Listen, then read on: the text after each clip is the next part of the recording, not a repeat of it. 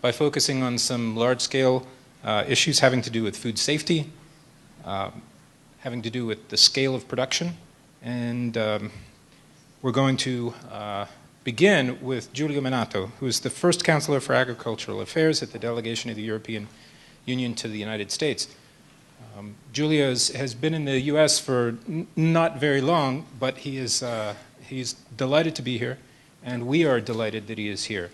As you know, this event is co-sponsored by the European Union delegation, and we would like to magnify and repeat these kinds of connections in the future. We think this is a great partnership. So, Giulio, welcome, and please take us through how the European Union is starting to address some issues of local agriculture by paying attention to safety standards. Thanks.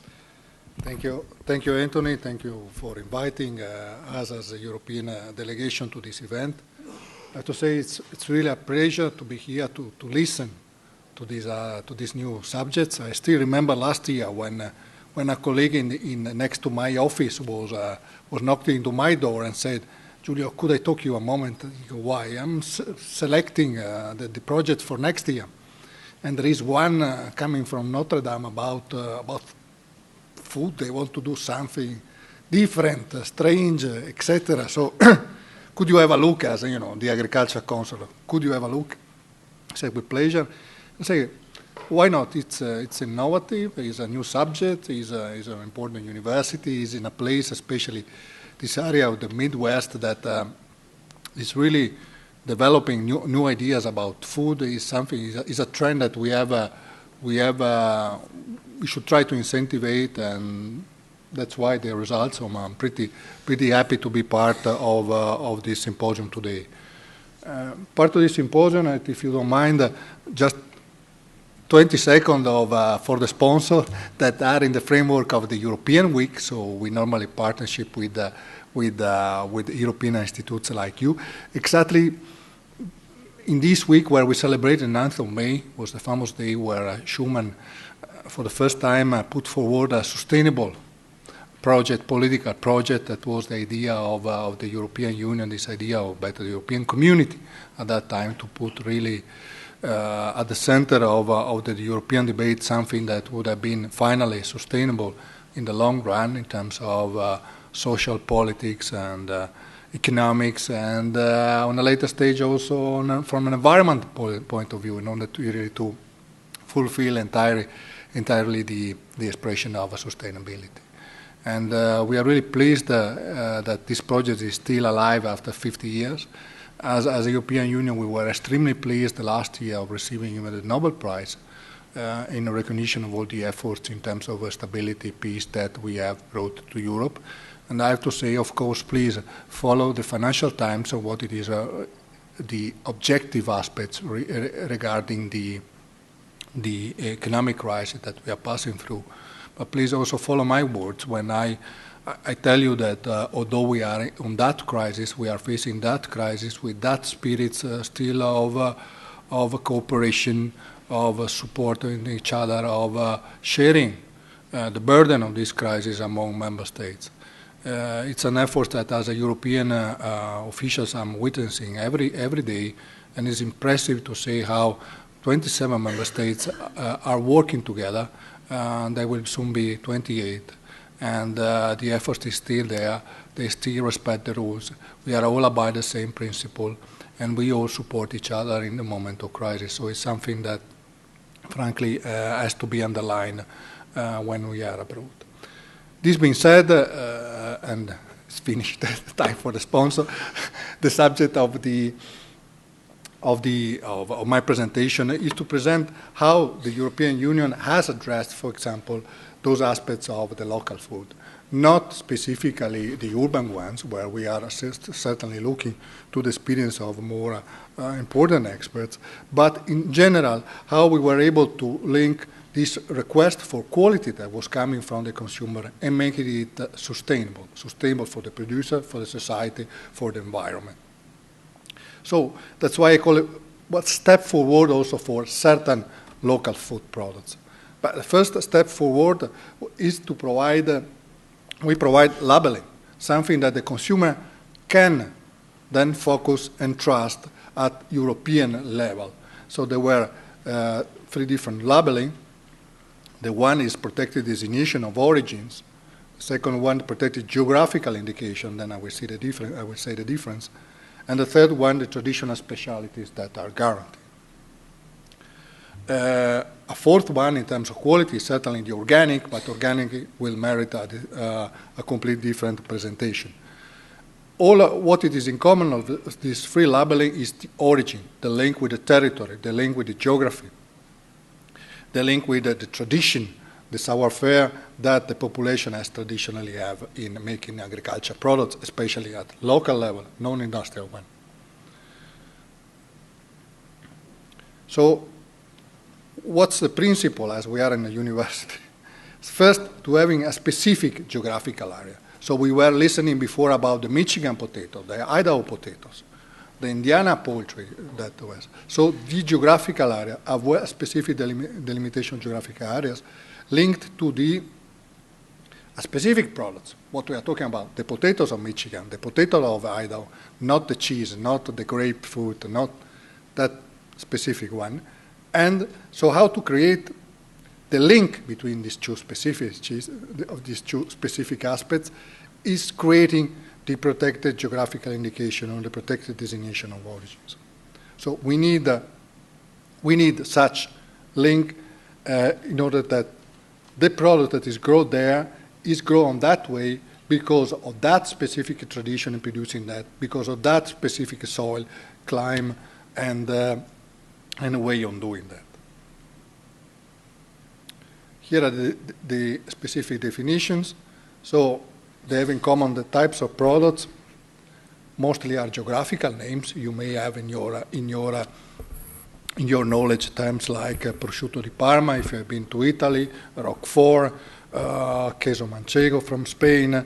You have and other products that Parmigiano Reggiano, for example, etc. All those products that brings their term from geographical terms, the geographic zone where they are produced. And the same goes for the Idaho potatoes. They are not potatoes, they are Idaho potatoes. Of course, the products have to originate in the region where they bear the name, so you cannot have a Parmigiano Reggiano that is made in Venice, or Parmigiano Reggiano that is made in Paris, or an Idaho potatoes that is made in Florida or in Washington State. They have to go through a registration procedure in order, in Europe we are pretty bureaucratic in a way, but at the same time these registration procedures guarantee to the public that the people that are producing those products are serious people. But in exchange, if you register your products, if you abide to the specific quality of these products and the way in which you have to produce it, you are receiving a protection level. So if somebody is then commercializing a Roquefort that is made in Athens, Greece, and not in Roquefort in France, but this will be withdrawn from the markets by the public authorities, if of course discovered. And then, as we said, this protection level is enforced by the public authorities. The differences between the two is very, very subtle. We have the link with the geographical environment that is stronger for the protected denomination and origin.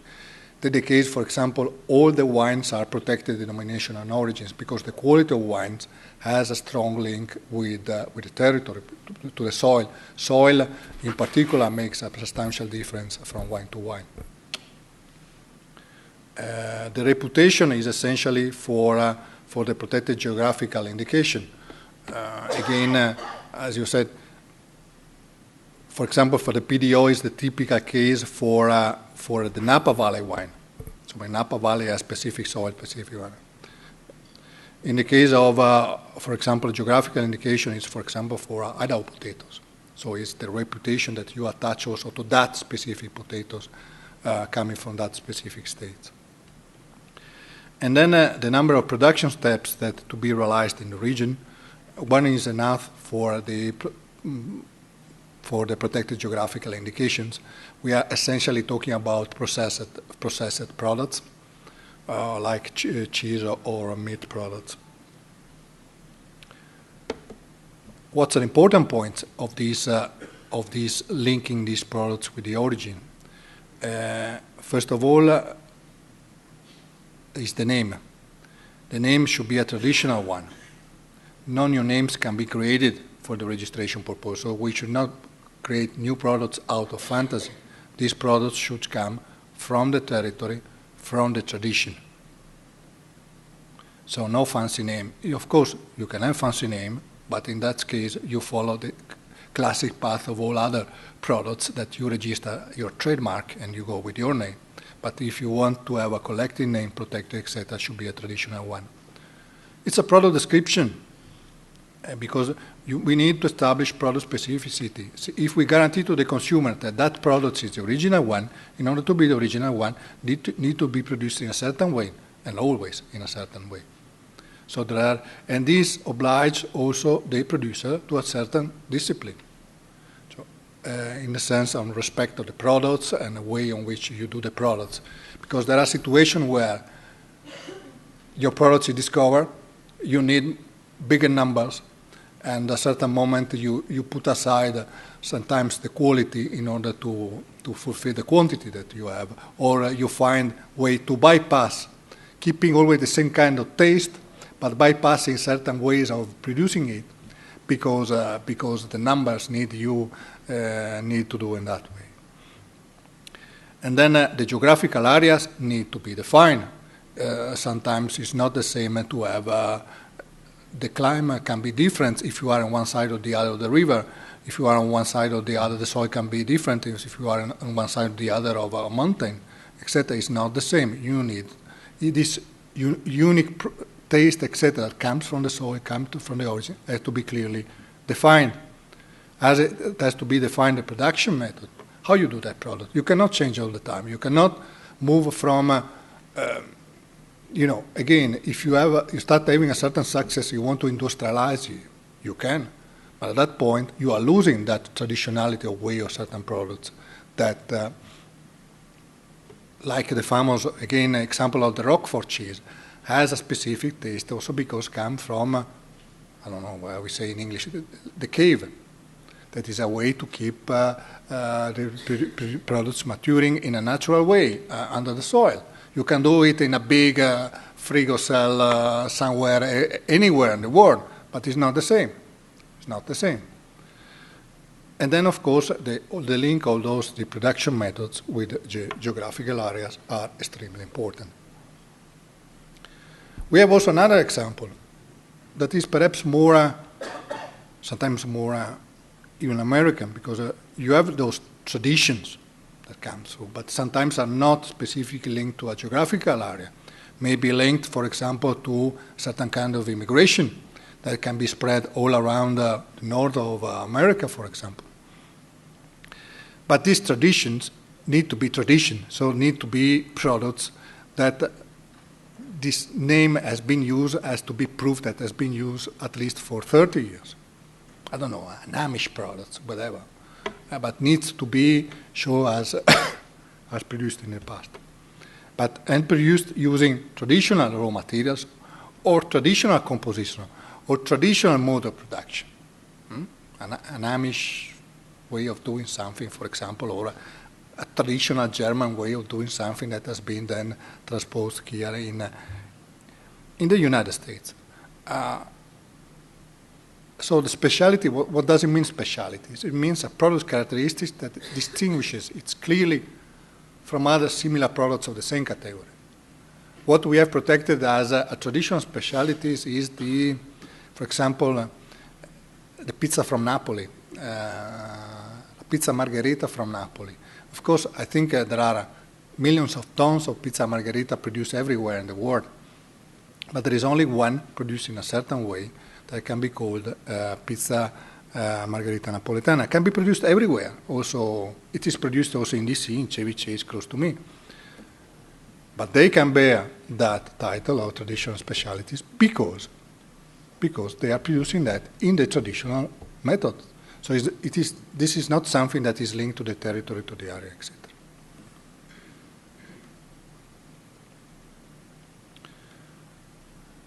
This is an overview of where we have applied our our system registration that has got a relatively big success. We have more than 1,100 products protected, and I was discussing this morning with a gentleman in a car that was accompanying me from the airport.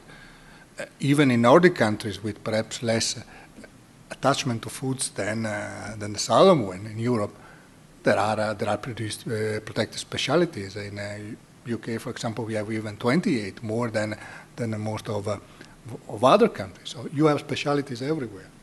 You see, most are fruits and vegetables because of this attachment with the soil. We have cheeses because of the tradition on doing cheeses, for example. We have fresh meat because of the specific race of animals, etc., that are produced in certain regions. The meat products because of the salami, prosciutto, ham, etc., that exist. Oils are essentially olive oils. And then bakery products because of certain traditions, plus fishery. And beer is a new sector that, for example, is developing here, and I understand that later on the reception I will be able to taste some local beers, for example. These are names, of course, so we have 1,100 names for food products. We have other 3,000 for wines and spirits protected, but these are in another category. And these make the bulk of our export abroad. 30% of our market for geographical indication is in the United States. This means much more than, for example, Switzerland, that is in the middle of Europe. This means that really United States is buying our products, and we have seen that this product is developing more and more. But as more and more is developing, the buying of these products, more and more is developing the copy of those products. Try to make it the same products that looks like using the same name, but it's not the same in terms of specification. Here an example how it is distributed. Of course, there are countries more than others that are using, but the process is there. And you see essentially are products that are linked to the geographical area, more the traditional specialities, but it's a progress that is made even in the new countries of the European Union, like Hungary, Slovakia, all those countries that were in Eastern Europe, where traditions were eliminated by the communist regime in the past. So they had to go back to their tradition to find back their products, to protect, to find the way in which was produced, etc., and put together producer, etc. And more we are seeing numbers coming also from those countries. Take the case of Poland, had zero few years ago. Now they have more than 30 products. The same for Hungary, Slovakia, etc. Which are the benefits of moving to such protection, to such development of those kind of quality products? But first is we have seen clearly is the preservation. It's the preservation of biodiversity, because what link a specific fruit to a territory is because that variety is sometimes an indigenous one. We were talking, the chef was talking about this yellow-tailed perch. That is not the typical tilapia that you normally eat in a standard restaurant. It's preservation of the yellow-tailed perch, and not the African one or whatever that is introduced for industrial purposes. It's the local savoir-faire and tradition. That's pretty clear. It's the landscapes, because you keep people to the territory. You keep people producing that. Frankly, it's much more efficient producing rice in California than in those degrading rice places that were showing one of the slides of the professor before. But if you are able to keep that kind of production, you are able to keep that kind of beautiful landscapes, and prevent standardization of foods. I don't know if you would like to have just one kind of cheese on your table, just one kind of durum cheese, a soft cheese, medium cheese, that's all. What sometimes impressed me on certain shops, that all cheese is square cheese, and what it changes is just the packaging, not what it is inside. Okay, so I choose a yellow packaging, the orange one, the white one, but it's all square then put there. There is no differentiation, no differentiations. And it's something that, again, it's fine in terms of industrial production, because you have also to care about that. but not fine in terms of preservation of taste and differentiations. And for us, you know, the Europeans, we care too much on putting things in common, being things standardized as much as possible, but the preservation of the languages, the traditions, the culture, and foods is part of all of those three aspects. As I said, as an example, we maintain tradition, we maintain those guys on those mountain zones producing that kind of cheese that would have disappeared, you know. But we maintain the landscape preservation. It's beautiful, it's nice, but if you do not have farmers living there, you will not have American tourists going there. It's a business at the end of the day. It's a fundamental one. Sometimes a lot of people, of course, in the US criticize the common agriculture policy and say, yeah, it's true. We spend a lot of money on subsidies. But when you go to France, how beautiful is France to go around? How beautiful is Italy to go around? How beautiful is even Germany to go around when you go out from the industrial zone, etc.? Because we keep agriculture there. Without subsidies, of course, we could have kept agriculture, but only in the very productive zones and not in the others. And then, so ciao to American tourists. They will go to somewhere else. What we have developing a lot that is not yet present here is the direct selling of quality farm products. I was traveling on Sunday in the beautiful countryside of Maryland, outside Washington, D.C., because we had a meeting over there with the church. It was beautiful. It was full of beautiful farms, but no one of them was selling direct products over there. I say, come on, you are so close to Washington. A lot of people is coming for it during the weekends. Nobody was doing that. Nobody was selling the local products in the local supermarket. And local supermarkets look like exactly the same than the giant supermarket nearby my house in the center of the city. And it was shocking. Although there was all this beautiful countryside producing a variety of products, there were no sign that we were in the countryside.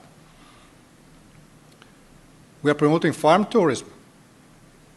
Perhaps we should suggest that to Hyatt or to other big hotel chains. They may develop the idea, but farm tourism is little by little also developing here. In Europe, it's a big success. It's a big success. And again, is linked to local, is linked to origin. You don't go to a farm just for the pleasure to go to a farm. You go to a farm because the landscape is beautiful, because the food there is interesting, because that kind of race of animals are interesting, etc. So it's important. Farms are not somewhere else in Las Vegas, are just outside South Bend. And why not spending a night over there? Why not developing those approaches also in terms of farm tourism? In Europe, I tell you, is a big success, and again, has allowed to keep people there. The famous enoturism and the wine routes, another big success of Europe. But more and more, I've seen wine production developing here. Almost all the U.S. states now have wine productions for a reason or another. But not all of them have yet well-structured wine routes and enoturism linked to that, beside, of course, the well-developed Napa Valley, Sonoma, etc. in California. The benefits for the producer, but is that you have a reserved name to your products. You may work on that, but is a name that is collectively protected. It's not reserved to just one owner, but all those Idaho potatoes producers can benefit all the Idaho potato protection, etc.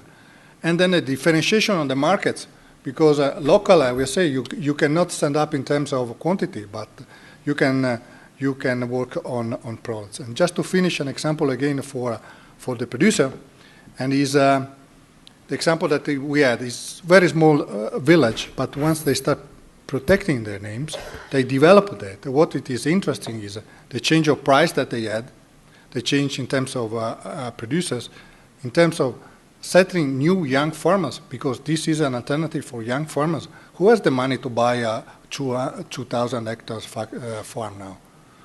Some of them they have, and I really appreciate the risk that some people take on doing that business, but it's not a way to enter for young farmers. An increase of tourism, again I insist on tourism. This is a village with 600 inhabitants.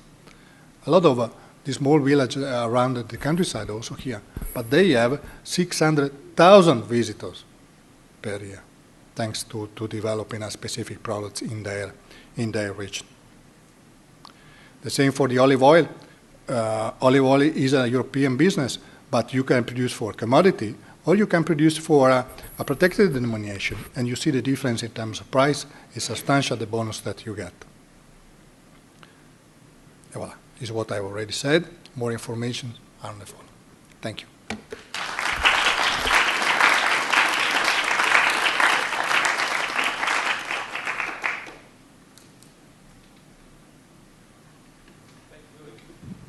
We don't have a lot of time for questions, but if there is, I'm not aware of these kinds of designations being used in Indiana or in Michigan. Does anybody have any information about that? Yes? A quick question? Okay, let's do that. It might be quick. It'll be quick on my end anyway. My name is Christy Robinson, and I work with residential aeroponic gardening.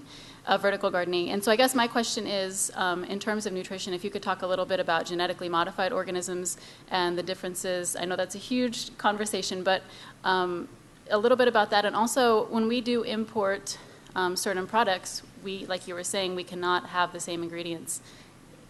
There's rules and regulations that limit the things that we have. So our Nutella that we buy here is not the same Nutella that is in Europe. And can you speak a little bit to that? Why do we have high fructose corn syrup and hydrogenated oil in things that you guys don't have? Sorry, I don't catch the question. The differences between the labeling systems of the products?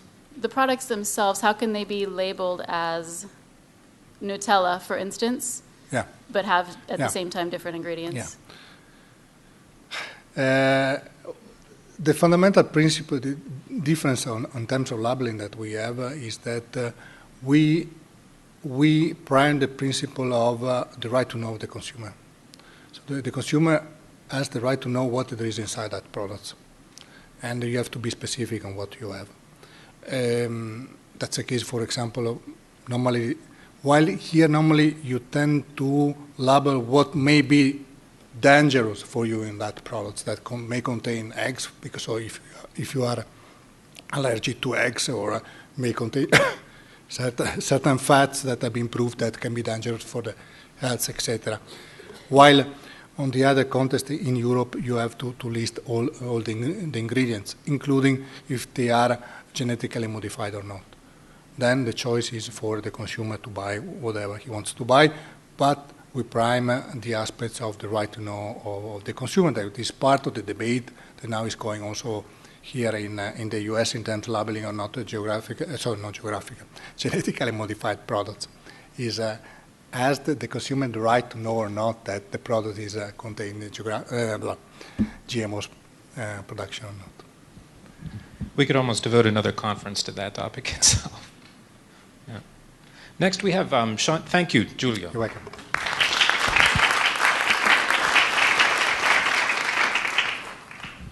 Next, we have Sean Faris, who is the Senior Technical Advisor for Agriculture at the Catholic Relief Services. Whatever mic you prefer. Can I just use this one? Can you hear me if I use that one? Yeah? Hold on. Oh, hang on. Here we go. There we go. How do I advance that, actually? You just forward, hit that backwards. Great. Okay, thanks very much. So we've come to that part of the day, of course, where lots of brilliant people have said lots of excellent points, and I think they've made all the points already that I'm going to tell you. So this is going to be a review of this kind of thing, and if you see things that you've heard before, perhaps that is a good thing, and I think that what the chef said at lunch was very much the sort of thing that I'm going to be talking about just now. Let me take those off. So I'll be talking to you then about how do we start to connect farmers to these different types of urban markets, and start that off. Hang on. No. Do I point it at anything in particular? Yeah, if I just do that. Oh, there we go. I'll just click on here, I think. Okay, just a very, very general background then, just to sort of think about what the farming systems are doing at the moment. Just looking at the US, and I must say that obviously I'm not from the US, so bear with me a bit on that. I'm a bit of an interloper here, I think, in the sense that I was born in Australia, I kind of grew up in England, I live in the States, but I actually commute to Africa where I do most of my work. So all of those things do kind of tie together, because many of the problems that we see for farmers in Europe, I think you do see the similar problems in the US. And also in Africa, we see many of the same types of problems in getting quality food to market. But let's see what's happening in farms generally around the world, and also just here in the States. So over the last 60 years or so, we've gone from a situation where you've, no, 100 years at the start there, you've gone from a situation where you've got 40% of the people working on the land down to 2%. Also, the number of people that are actually farming has fallen from 7 million farms down to about 2 million farms. At the moment, this is a general trend. Farmers are leaving the land at an incredible rate, faster than they've ever done before. And in the States, you're losing about 17,000 farmers a year. And the average age, and this is a global trend as well, the average age of farmers is increasing around the world. So the average age of farmers in the States is 55, meaning that there's a lot of farmers who are much older than that, and very few young people coming into this industry. So this is an area where we've got to think about what is going wrong there and what are the ways that we might be able to address that. Some little bit of slight good news, and this is the great power of statistics. You can see there's an upkick on the end of that graph. It's a very small upkick, okay? And that's just showing you that, over the last 20 years, there has been a leveling out of the number of farms in the States. And some people think that there has been a slight rise in some farms. And these are the small farms that we're talking about perhaps today that are providing specialty goods into urban markets. One of the organizations that we work with very closely is a group called the Sustainable Food Lab.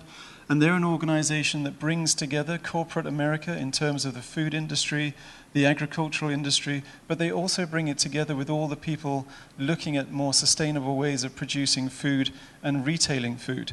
And one of the things that they're sort of seeing in terms of successes of the small farm area is that they're seeing growth in this area in the Northeast, on the West Coast, near university towns. But this idea of this kind of peri-urban farming, basically farming into areas where people are seeking high quality food and being able to pay for that food.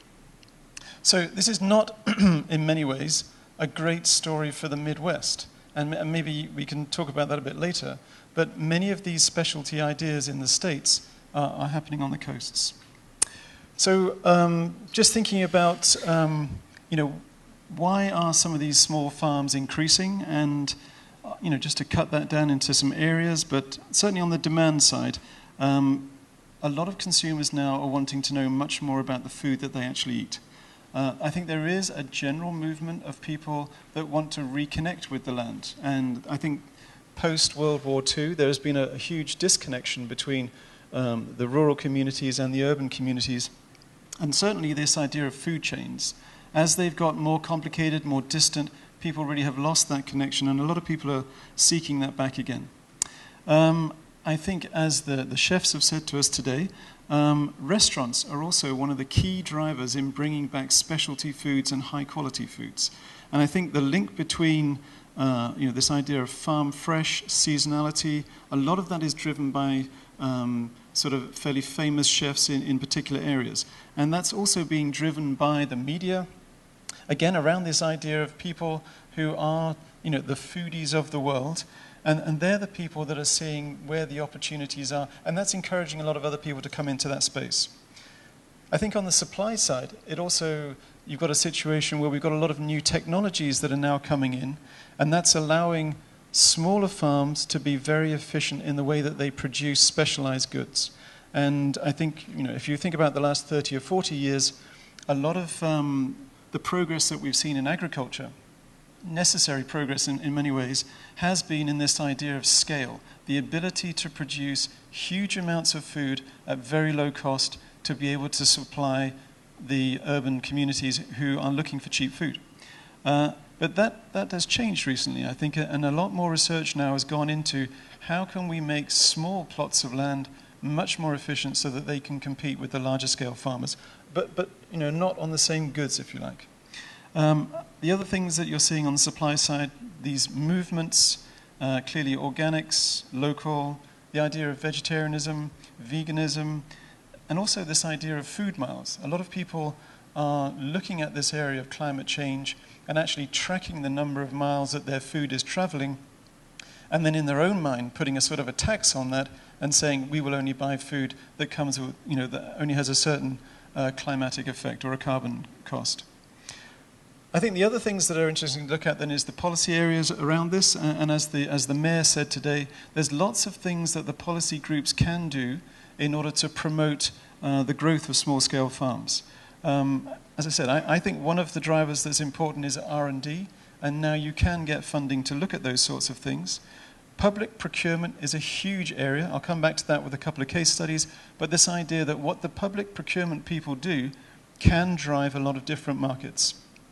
And that model is being used by many governments around the world in order to protect and support small-scale farmers, but also to provide this link between small-scale farmers, specialty products, and urban consumers. The other thing that's important is this idea of farm zoning. Many of you will see in the States this incredible spread of housing out into the countryside, and for the small-scale farms, those are the ones that quickly get taken up by the real estate people. And if there are ways to harden the zoning regulations, that prevents this kind of urban sprawl and allows people to farm in areas, again, that can supply high-quality, specialized goods into the urban markets.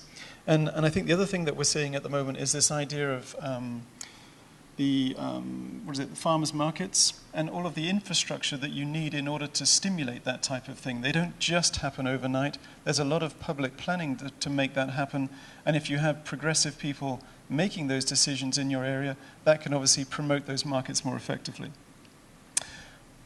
When you look at the real success stories, and I think Julio has just mentioned a lot of these actually, when you're looking at very successful small-scale farmers, quite often they're not selling raw materials, they are then adding value to those products. And the more value you can add to your products, the more successful your business can quite often be. So you'll see that, rather than milk, you're looking at a whole range of different types of cheeses, and then that goes into a whole series of jams, pickles, dried fruits, drinks, all the sorts of products that are derived from the raw materials. And that works in the fish markets and the meat markets as well, is that you can always drive value and target these niche markets in order to maximize the profit from your land. Not only just profit, though. I think it's all about this idea of selling people this sort of provenance process and being able to connect with people in terms of quality, in terms of lifestyle, but in terms of that relationship with buyers and sellers. So let me just touch on that for a second. One of the things that we see that's very important when it comes to being successful in terms of small-scale farming is this idea of special trading relationships. And if you're looking to support and build and foster smallholder farmer market linkages, what we tend to look at in the sort of marketing area is what types of relationships can you build? And this is really very different from the typical large-scale procurement value chains or market chains that you'll see with the major corporations and the major retail sellers. So what has been very successful then? Again, for these small farms, this idea of direct sales through these community support agriculture, these CSAs, the ability of you to sign up and basically buy all the produce that a farmer produces. But that means that you also have to buy into the idea that this is seasonal produce. You get what happens to come along, and the idea is that you're not there to drive that process, you're there to support what the farming community can provide you. So that's a real relationship because you've really got to want to buy into that. There's also this idea of this highly preferential purchasing from chefs, particularly high-end chefs, and of course they do drive market preferences. So when people select particularly good quality or high quality or unique products, that tends to bring a lot of the other part of the market with them. We're seeing a little bit of this now in supermarkets, and of course there's a big difference between different types of supermarkets that people go to. Where I live, you can go to Wegmans or you can go to Walmart, and there's a huge price difference between those two different supermarkets. But there's an incredible quality and sort of product differentiation between those two supermarkets. Wegmans being the people that really work very closely with their suppliers, get the very highest quality of everything, and have very low waste levels. Walmart, you get what you pay for, right?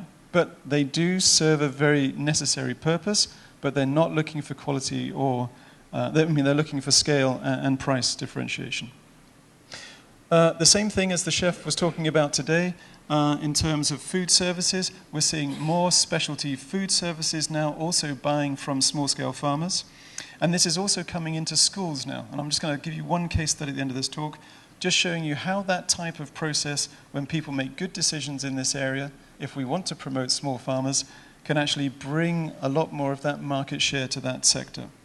And as I've said, the other two things that have been a trend in the last 20 years is the growth in farmer wholesale markets. So these are cooperatives or associations that gather all the produce from a number of farmers and then promote them, or you have farmers directly retailing through these farmer markets.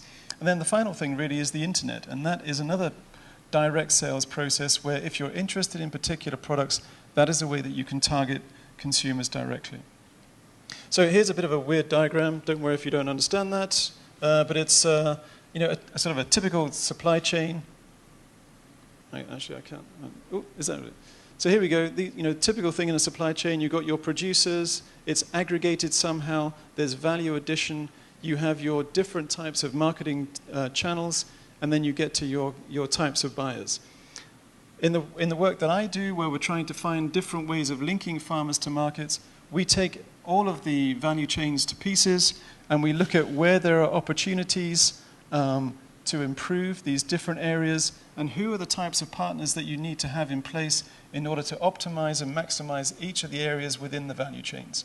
And I think that this is the kind of thing, again, that happens all over the world in all different types of value chains, is that once people understand where they can make efficiencies or they can make the right partnerships, they can start to see real success in quite novel markets. So just a couple of statistics then, and okay, fine, is this all real though? Just a couple of numbers to look at the local revival, and this is just some top 10 statistics saying that the Food Channel rated local as the #3 product in driving foods in 2011. And from the research that they've done, they've shown that consumers really are prepared to spend more money to buy local produce. Even when you're going through a tough economy, people associate with supporting local producers. So if you can get that label on your product and you can get it to market, people will pay more for it. And there is a growing number of retailers that are also buying into this process because they see that sustainability is also good economic sense. So if you compare the sort of the views from the different people, retailers saying that priority on locally grown products when they are available. Of course, there is this seasonality issue. Concerns that they have maybe about the consistency going through the market. And for the consumer, I think they are, again, this idea of trying to connect to the land, and they're feeling that if it's from their region, it must be good for them, and that's why they really want to pay the extra amount. So they want to support the local farmers, they want good produce that they can sort of see, touch and feel, and also be part of that process. So there is definitely an economic gain there. And this is an area that we're very interested in at the moment, is this idea of how can you get public procurement also to support local farms. And here's an example that was done a couple of years ago in New York. School feeding programs are very tough areas because you've got very limited budgets in order to do this sort of thing. But are there ways that you can be innovative within these quite tricky market areas to stimulate local produce? So, as the chef said, local government-type procurement areas, they are big buyers. So in New York alone, they're supplying nearly 1 million meals a day, and they're one of the largest buyers of food in the US. So they work through a complicated value chain, but they're a very large buyer. And what they were trying to do when they looked at this particular case was to say, of all of the products that you're producing, what can we start to tease out from this and actually get locally produced, or can we produce locally? And how can we integrate this into our whole kind of social environmental movement? So on this particular case, they decided to look at carrots, and at the time they were importing carrots from California, and they were very good carrots, okay? But they thought, is that one of the products that we can substitute into the local production system? So again, if you remember that weird diagram I showed you, that is just a case of looking at what are the products and then how can you adapt the supply chain to get that into your market segment. So they tried this, and they tried to mimic exactly what the Californians were doing, and they found out when they used those varieties, they had lower yields, they had more labor, they had higher waste. Wrong variety, wrong thing for that particular area. So they lost money on that particular case. And what did they learn? New York State is not the same as California. Okay, obvious in a way, but what do they need to then do in order to review that process? So the first thing they had to do is they had to find different partners. So they had to go back to the seed companies. They needed to get some research people in there to help them tease out again what the opportunities were. And really what they did is they produced a totally different type of carrot, and they produced a totally different type of product. But they marketed it quite cleverly, and apparently that then replaced that part of the food system, and they were able to celebrate that as a success in their particular area. But the success really is the ability to substitute in local producers with a local product into that school feeding system. And a lot of governments are doing this, and this idea of the 50-mile radius and the 100-mile radius for certain products, I think is something that a lot of people are gravitating towards, and it really does, it's amazing how much produce you can get within that short area, in that small area. So what they were really saying from that process was to, again, look at the systems that you have and look at the areas where you think you've got pressure points that you can change. Locate the areas also when you start that are the minimal risks so that you're not taking huge risks when you're adapting the systems. Look at a range of strange players, the people that you wouldn't really normally work with, in order to get the ideas onto the table and test different hypotheses. And then this idea of learning fast, failing fast, and then getting new ideas into the system. So at the end of all this then, the kind of the so what story, I think the challenges that many people are seeing for these smallholder or these small-scale farmers within the current marketing system is not really the problem of market access. If you're in the right part of the country, you're going to find people that really are seeking high-quality, differentiated products. But the real challenge that you have is the cost of the land that you're working on. And this is a real pressure on many farmers that are close to the urban areas, is that the value of their land is much more than the value of their produce. So that's something that they really have to deal with, and I think that is driving out a lot of traditional kind of farming systems at the moment in the States. But there are quite a few opportunities. So I'll just end with sort of some of these. The idea, again, that Julio was saying, is there a way to personalize and brand products and to latch into new movements? That is definitely a way where small-scale farmers are making real progress in the market. Value addition is really important, again, to increase the ratio of the product value to your land. And then also this idea of building associations and support mechanisms so that farmers can learn from each other and they have this kind of ecosystem of people supporting their particular brand types. In terms of public support then, there's a lot to be done, I think, in the idea of promoting these ideas of local produce, being able to access research funds so that you can test ideas, fail, but not do that all with your own money. The idea of supporting local farmers' markets. I think it's very important that people look at this zoning area where you can actually keep farms in certain situations and they're not all just brought out for large-scale retail developments. And I think in the future what people are going to have to do in order to attract more young people back to the farms is they're going to have to give them some sort of tax break so that when they invest their money in these smaller farms, they don't have the same tax burden that the very large farms are able to deal with more easily. And then I think these final areas then, there's a lot of work that can be done for small-scale farmers in the area of public procurement, through local procurement in catering, through school feeding programs, and also this sort of really bringing consumers and producers together through the farm marketing situations. And I'll end there. Thank you very much.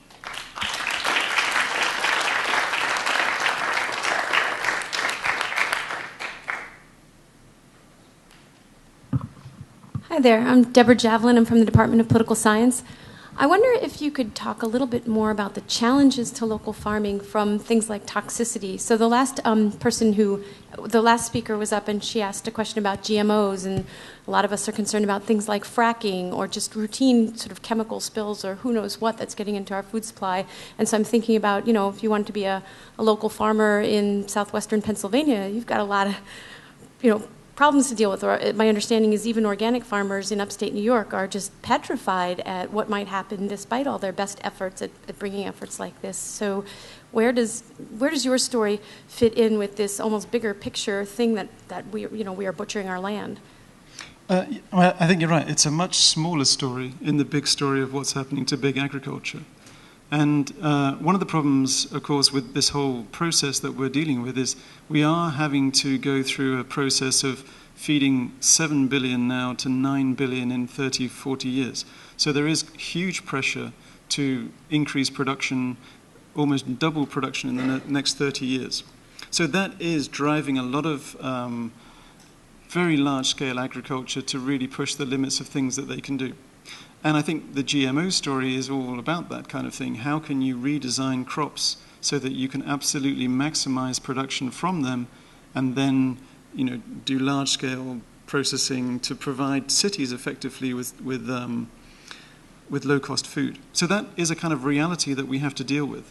And is that a great reality? Probably not. But we have a problem, I think, in research, in that most of the research that we have at the moment is looking at those things in quite a positive light. And there's not very much research on the other side of the equation to show what the negative aspects of these things are.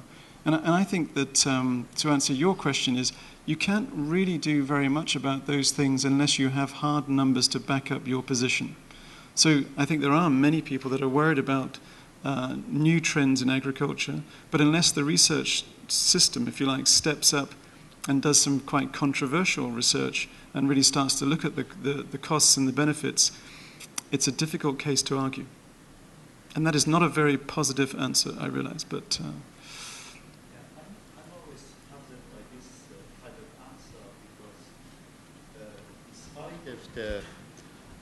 I'm always puzzled by this type of answer because I'm always puzzled by this type of answer, even done in good faith, because just seeing that even in countries where there's this maximization of productivity, there's still such a large percentage of people who don't eat sufficiently or don't eat quality food or don't even eat the food which is produced industrially.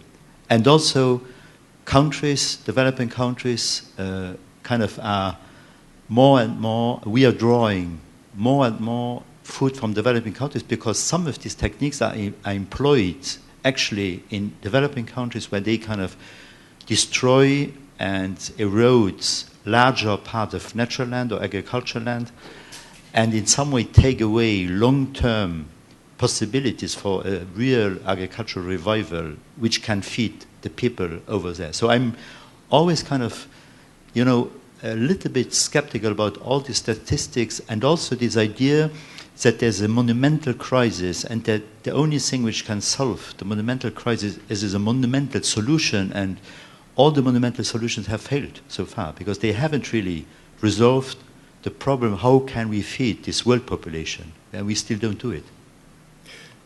That's a very big question. And so a couple of things there. You do have big agriculture, the agribusiness world is providing more and more production every year to meet demand. So in some ways, they've been very successful in meeting quite hard targets. We are in a situation where, of course, as you said, there are many parts of the world which don't have enough food. There are about 1 billion people a year that are food insecure. There are also 1 billion people who are overweight and eat too much. And so you have a huge disparity between, the very wealthy, if you like, nations and the very poor nations. So if you want a balance, there's one right there. But it's not an easy balance to make because these are not situations where you can transfer all of the food from the States to the middle of Africa. It just doesn't happen that easily. And quite often, if you do attempt to do that, which is what the United States government does in many cases, is to transport food directly to those countries, that can have a very negative effect on the agricultural systems there. So there are not very simple solutions to all of these things. I think that people can share technologies, and you see incremental gains in many parts of the world. I think that the GMO story is an interesting one in the sense that there are many people who don't like it, and there is the reality that a lot of people need a lot of food. And at the moment, that is the most efficient way of doing it in terms of economics as well as of just the use of the inputs. So you have these different approaches in these kind of, how do you meet that solution? But it's got to be one that's practical, and it's got to be one that's economic in your time. So can't answer that question very easily. It's a very big question, and it's a complex one, I think. I'd just actually like to contribute, Charlotte Wolf again, I'd like to contribute that there is quite a bit of data out there showing that the productivity per square inch, or if per square foot, however you want to put it, can be many, many times more that of industrial agriculture. And we've just heard from Will Allen one of the strategies to do that, but the key ingredient is labor, substituting labor for fossil fuel input. So, and there's lots of research out there. I think maybe we just need to get that more in the public eye. The industrial agriculture system has done a great job of getting their numbers in the public eye. And, sustainability is more important in the long run, as you've said. So I don't know why there's not more ready numbers for us to use. Well, I think the problem is, well, not the problem. The issue is with many of those things, you can have very high production when you have very small-scale approaches. So you have very high labor concentrations, very high technology, and you have a buyer who is willing to pay 30 or 40% above the market rate of a similar product. So the economics basically the economics of that they're very different. And I think that when you see and I'm not defending big agriculture here at all, I'm not, that is not really my world, but I just think that when you see what they are doing at the scale that they're doing it, and the need for the food that they are producing, at the moment we don't have an organic equivalent that can reach that scale. Now, as I said, the Sustainable Food Lab that we work with very closely is an organization that brings together all of the people from the organic side, from the clean production sphere, with all of the people in big business, big agribusiness, in big agricultural food services, and in retail, and they discuss the ideas of sustainability. And one of the really important things, I think, is that they're trying to get a message through to the very large corporations that if they make small changes in their sustainability approaches, the effect that has on the environment far outweighs all of the changes that the organic movement at today's level can have. So it's better in a way to be pushing the agenda onto those people to slowly, incrementally change the systems that they have. But they are big machines, and they take a long time to change, and the economics really have to stack up well for them to be able to make the changes that many of us would like to see. And I think, the other thing is, a lot of it comes down to the price of oil. When you saw the price of oil get to, I don't know what the level was now, but let's say that it gets to $130 a barrel. When you start to get to those levels, the cost of fertilizer in conventional farming becomes so high, organic suddenly starts to make a lot of sense. But in order to make that shift to organic, you would have to entirely change the farming system within the United States. And the barriers to entry, the costs of that transition are just simply too low at the moment. So when you get to the $200 a barrel, then you might be able to make the change. But as you said, now you've got fracking, and that's made everything cheaper again. And so I don't see that change happening very quickly, sadly.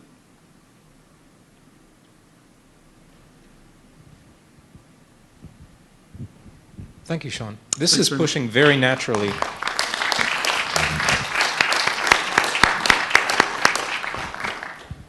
This seems like a very natural segue to Norman McCowan, President and CEO of of Bell Aquaculture. Norman? Yep. Great. Thanks very much.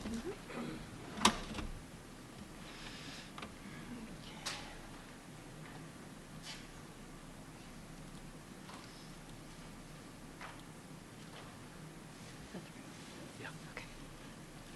Can I use this? You certainly may. Give it a second to pull up.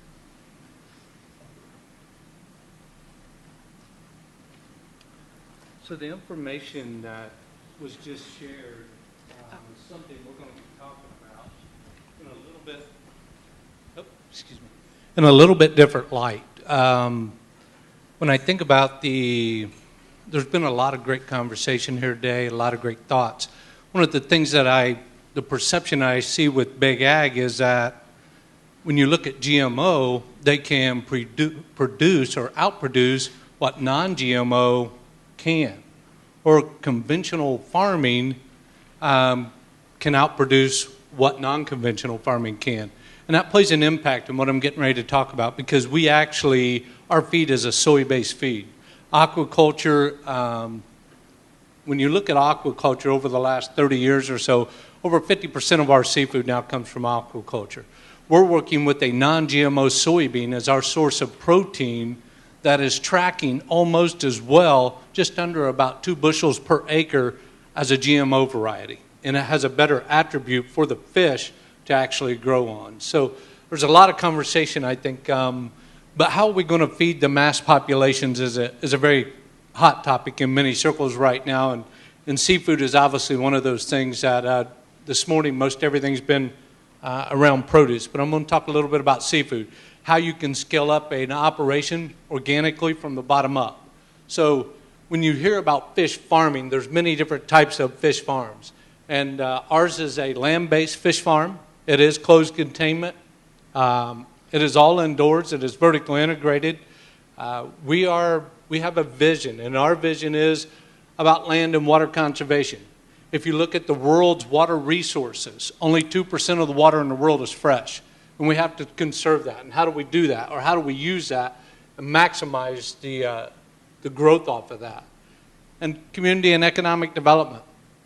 I come from an automotive background, spent 20 years with a major automotive company, and the associates there very much felt like they were just a number on a clock.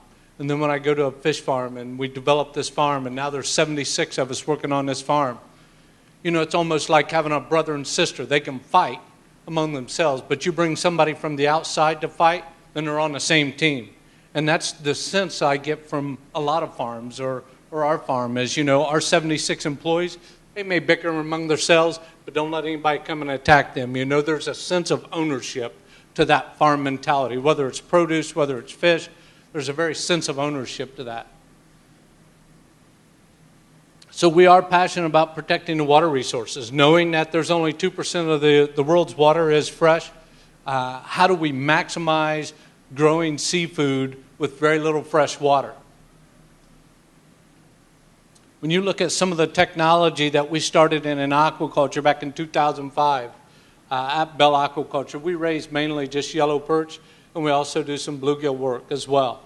But when you look at the technology, we used to use a raceway technology there in our land-based, in our indoor facility.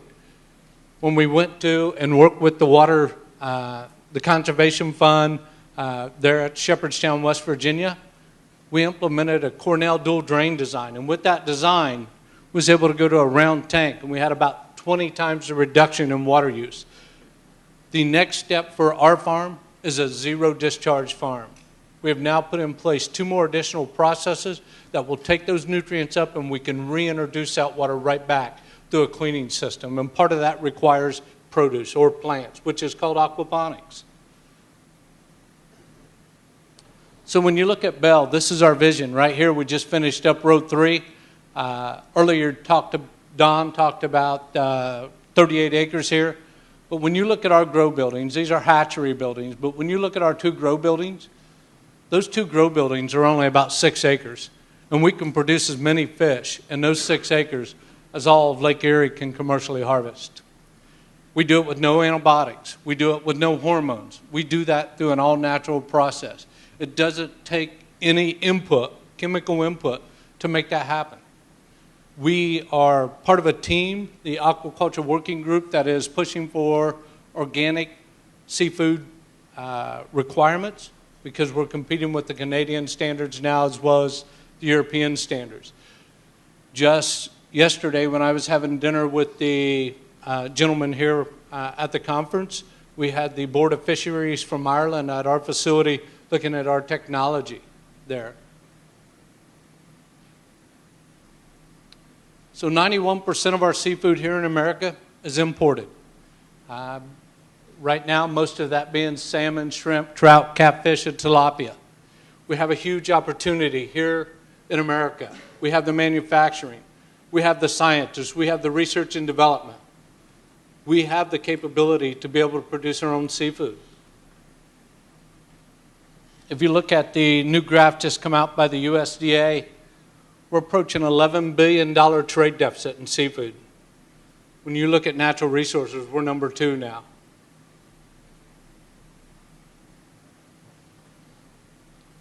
So some major environmental challenges. When you look at resource constraints, limited water supplies, we've got to develop technology that's zero discharge.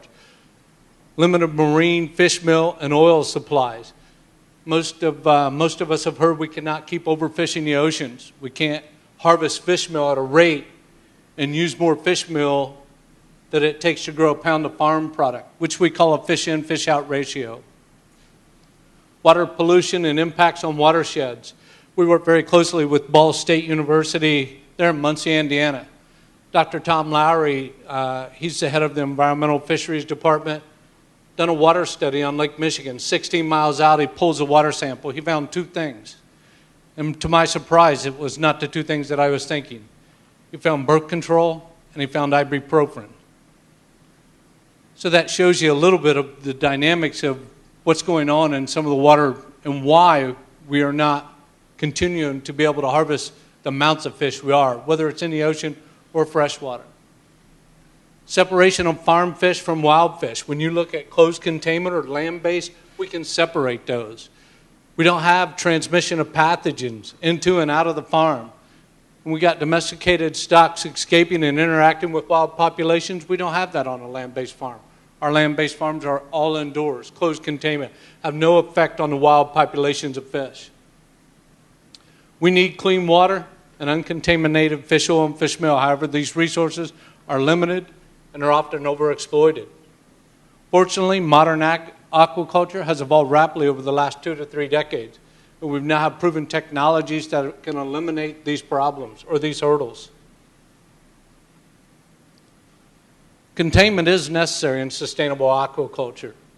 Production technologies must protect the environment and the wholesomeness of the fish while providing for economic opportunities.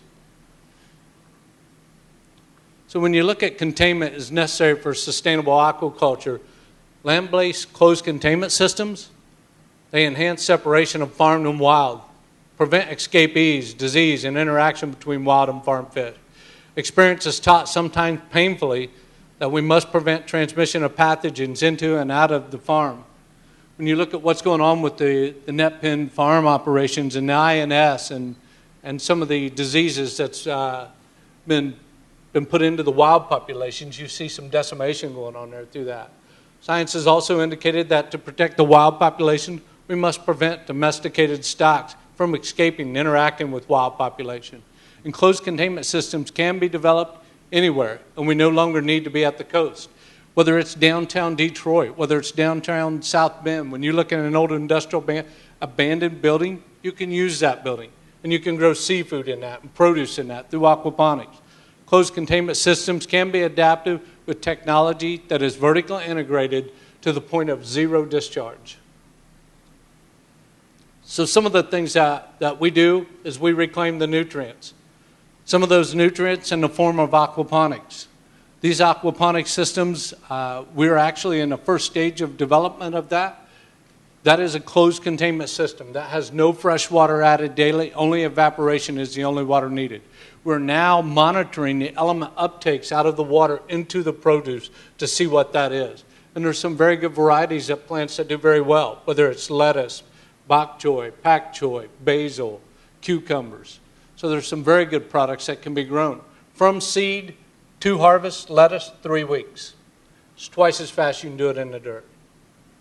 We also would have an organic fertilizer. This is made from the remains of the fish of our processing plant, the heads, the tails, the guts. And that is an OMRI certified product. It's approved for organic crop production. Right now, our biosolids, we do land apply for crop irrigation, but we're looking and working with Will Allen to do actually vermicomposting with that product. So Bell Aquaculture, we now have a 1,000 metric ton facility. Commercial scale, it is scaled up to an agribusiness. You can scale it up without using GMOs. You can scale it up without using chemicals and antibiotics and hormones. It can be done. And we're doing that. And we're showing. Last year, many closed containment facilities say, Norman, why do you give so many tours? I gave 250 tours last year to show that there is a sustainable way that you can raise seafood. We now have 6 shrimp farms with 1 more on the way here in Indiana that's closed containment. Most competitive economics of production. Just some pictures. Just some pictures here of harvesting the fish. We do not net any of the fish coming out of the production systems. They're all gravity fed to the next tank. Here we're harvesting them into a chill kill vat. Here we are with the Steve Sommerfeld, Dr. Steve Sommerfeld from the Freshwater Institute out in Shepherdstown, West Virginia. Thank you very much.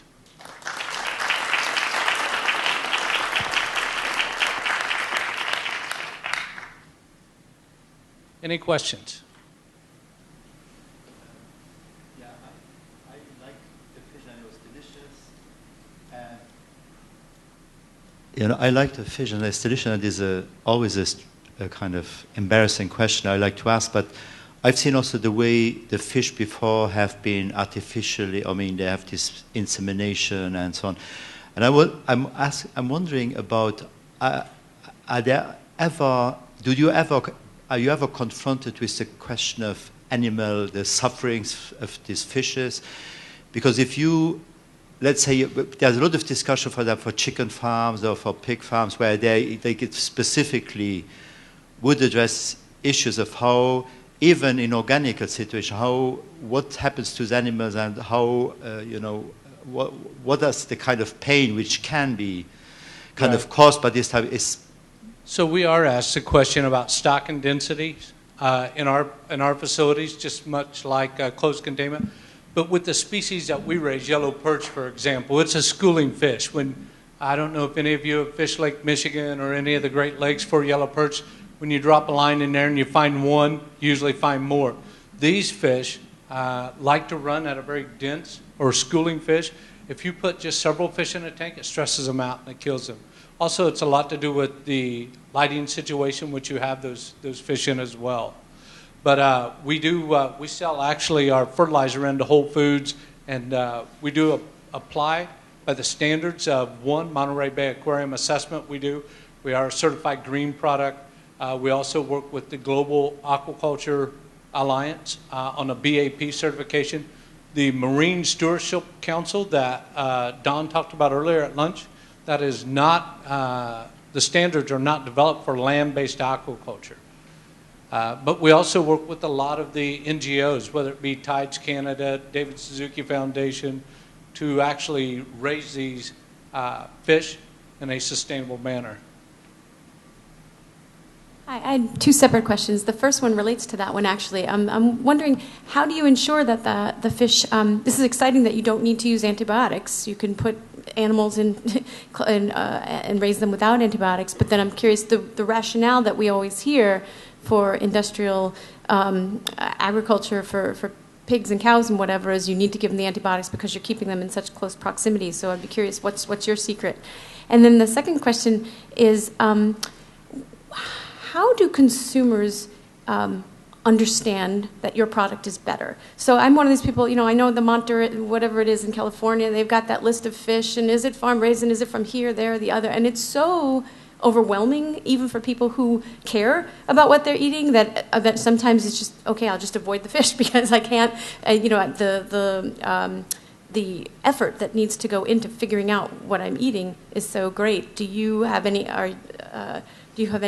strategies or even preferred solutions for the policy environment so that they could make this easier for consumers? So that's one of the issues faced with land-based closed containment farms is separating ourselves from just farm fish.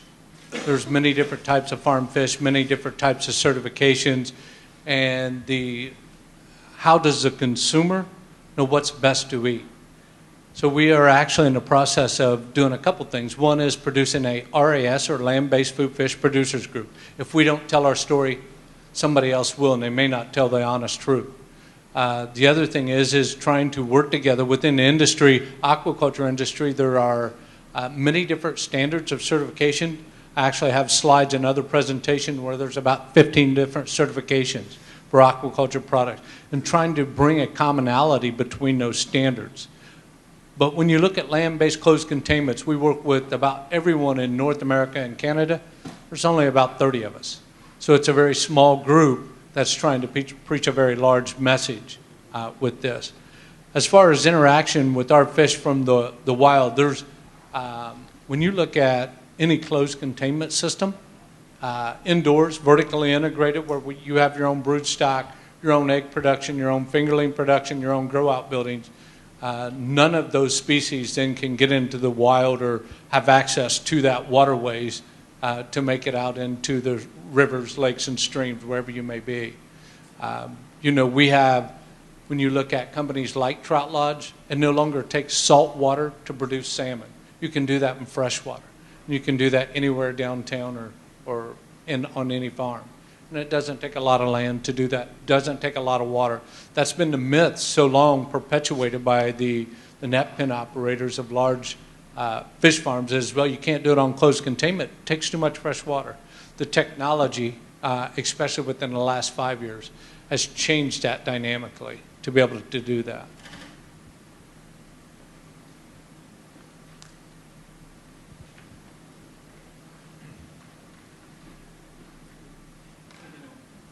Working? Yep.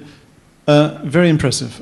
One of the things that I'd just like to ask you about a little bit, at each stage that you were talking about, you mentioned a researcher or Dr. so-and-so or this council of people working with you.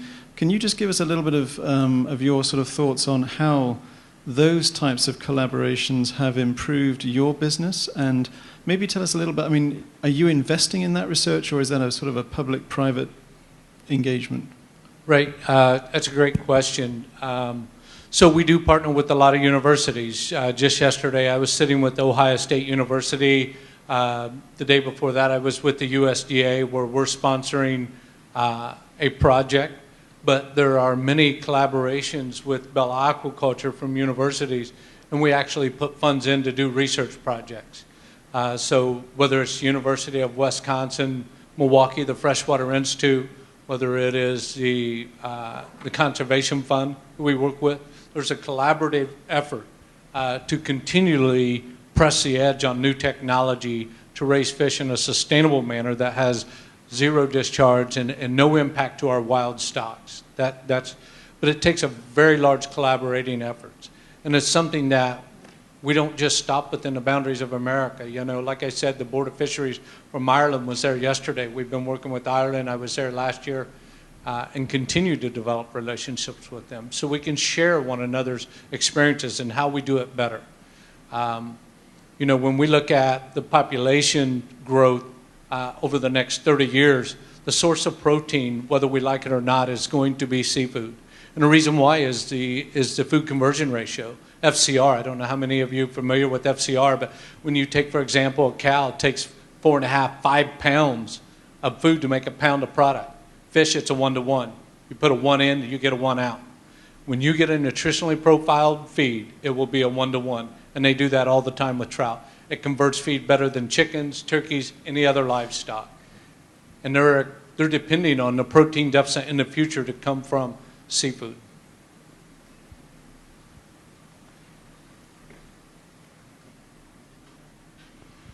Well, thank you, Norm. Let's take a quick break and come back.